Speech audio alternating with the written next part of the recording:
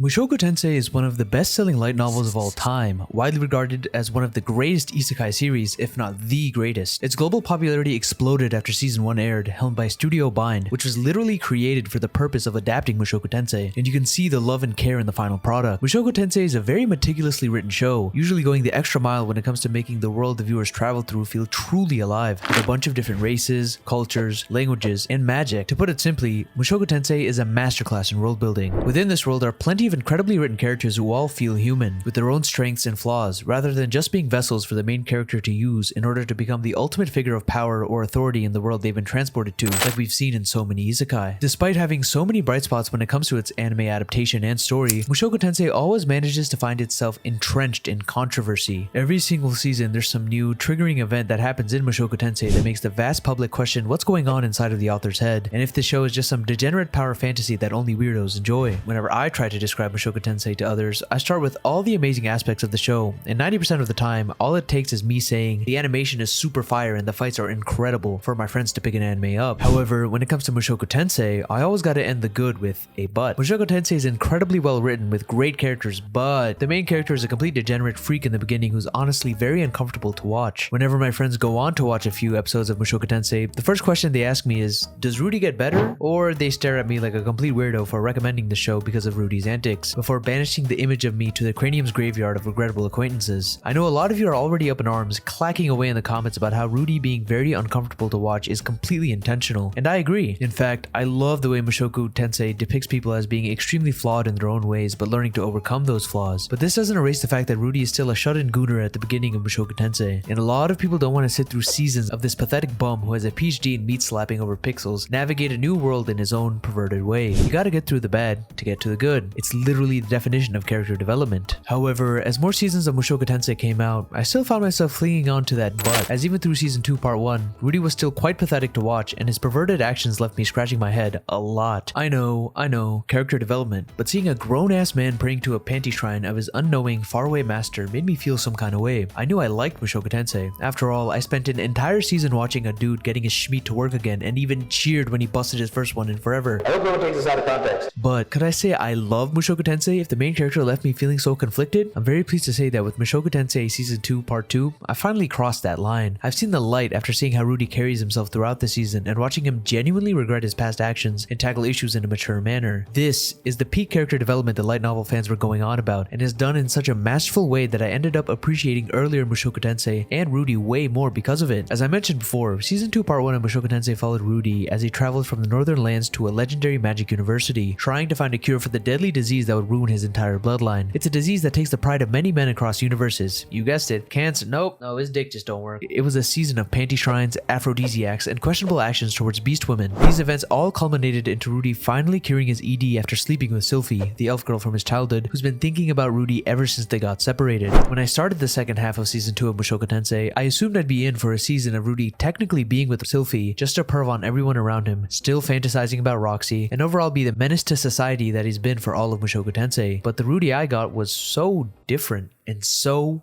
much better. Instead of being a raging horny freak, Rudy's actually being mature. He's not creeping on everyone as much. He's actually doing grown man shit. It's so great seeing Rudy interact with a group of companions he's made at the university when he isn't obsessed with curing ED, and he immediately felt like a pretty reliable person this season. He's helping Nanahoshi out with their magic circles, Zanoba with his dolls, and is seen as the alpha of the school due to his prodigious abilities. Best of all, he's actually trying to do right by Sylphie and treat her like she deserves to be treated after saving him. He doesn't just smash and run, but actually looks for a house and is determined to settle down with Sylphie and be in a comfortable living situation for the first time in 10 years. He even goes the extra mile for Nanahoshi when she begins to lose all hope, and even provides a roof for his little sisters. It really felt like Rudy turned into a very dependable mage after Sylphie fixed him, but what I enjoyed most about Rudy this season is his ability to understand others, and how this understanding allows him to properly reflect on his previous life and realize that the whole world wasn't against him back then. His development of Rudy was shown masterfully when his full blood related sister, Norn, arrived and was immediately distrustful of Rudy since the last time she saw him, he was whooping her beloved beloved father's ass. Obviously, I can't blame either side in this kind of situation, but I was really curious to see how Rudy would handle her distrust and depression, and if he'd blame her for it instead of trying to understand her. What Rudy did next is what truly moved me and made me genuinely love him as a main character. Part of me expected Rudy to dismiss Norn's regression as something she deserved since she hated him, the person literally providing a roof over her head and helping her get into one of the most famous magic schools in the world. Instead, Rudy finds out Norn has become a shut-in and immediately assumes it's because of bullying, the same bullying that led his old self into becoming a NEET. I really love how Mushoku Tensei handled this situation, as it wasn't a simple black and white situation where the prodigious MC's sister is getting bullied and he steps in to save her. Norn wasn't getting intentionally bullied by others, but was frustrated at being compared to her genius brother, the brother that she hated, the brother she didn't want to be associated with. The sense of urgency Rudy had to get to the root of Norn's problems was conveyed really well, and when Rudy finally confronted Norn in a room, I was hit with a freight train of emotions. I got chills down my spine seeing Rudy remember his past life and how his brother tried to reach out to him to convince him to come out and that life is worth living with others, and how that situation perfectly mirrored the one Rudy's facing currently, except he's in the shoes of his older brother. Rudy never understood how his family felt trying to repeatedly help him and how much it hurt them to see Rudy give up on life despite their best efforts. Instead of telling Norn she's being a child for refusing to step out because she's tired of being compared to her elder brother, Rudy reaches out to Norn and tells her he's sorry for not letting her be her own person. The truly powerful moment was when Rudy admits he doesn't know how to help Norn, yet his heart is breaking for her even though he didn't directly do anything negative to affect her. Not only was Norn able to get out of this slump, she was able to do something that the old Rudy couldn't. Although Rudy's older brother probably felt immense heartbreak after realizing Rudy's unreachable, his words ended up affecting someone else in a very positive way in Norn, and hearing Rudy thank his older brother for reaching out to him seriously hit. This ended up giving Norn the strength to come out of her shell, and by the end of the season, she's able to bravely confront Rudy and call him out for being for the streets while his pregnant wife was constantly worrying about him every single day. This episode showed a level of maturity, understanding, and compassion from Rudy that left me in awe and made me really appreciate him a lot more. And this maturity was further elevated when Rudy left his cushy life with Sophie to travel to a dangerous labyrinth to help his father and rescue his mother. It was really cool seeing Paul and Rudy meet again, and Rudy seeming like the much bigger man in this situation due to Paul's desperation for getting his wife back, even if he was clapping maid cheeks after Zenith birthed his child. The degree of Paul's desperation and irrational behavior were amplified by how calm and collected Rudy was when it came to navigating the dungeon, and the conversations Rudy had with Paul genuinely felt human. I loved how Paul is well aware of his flaws and kept apologizing to Rudy about it, and also how Rudy responded to Paul's screaming directed at him for not being as desperate as he is in such a calm manner. Instead of dismissing Paul's desperation, he assures him he'll act with the same amount of urgency as well. At the end of it all, Rudy's faced with grief and frustration because of what happened in the labyrinth. Instead of running away to jack off in the middle of Arlington, Texas, he's tackling his grief and responsibilities head on after realizing that he's the main man of his family now. I'm really liking this version of Rudy, and even though the seemingly cushy life he was going to have with Sylphie kinda crumbled, he hasn't completely despaired, and I have hope that he'll grow even stronger both physically and mentally to climb these hurdles. He doesn't blame the others for not saving Paul, and they make sure to tell Rudy that he did his best and that Paul's death isn't solely his fault. His introspection when visiting Paul's grave and realizing that he has many more blunders to come that will slowly change him was great. I'm really looking forward to seeing how Rudy conveys these lessons to his own child. The only thing that rubbed me the wrong way is how Rudy did Sylphie dirty when it comes to Roxy. Then again, he is Paul's son. Roxy, I've got my eye on you. Certified Master Mage, Certified Group. Thanks so much for watching this video. If you enjoyed it, feel free to like and subscribe for more. Have a wonderful day.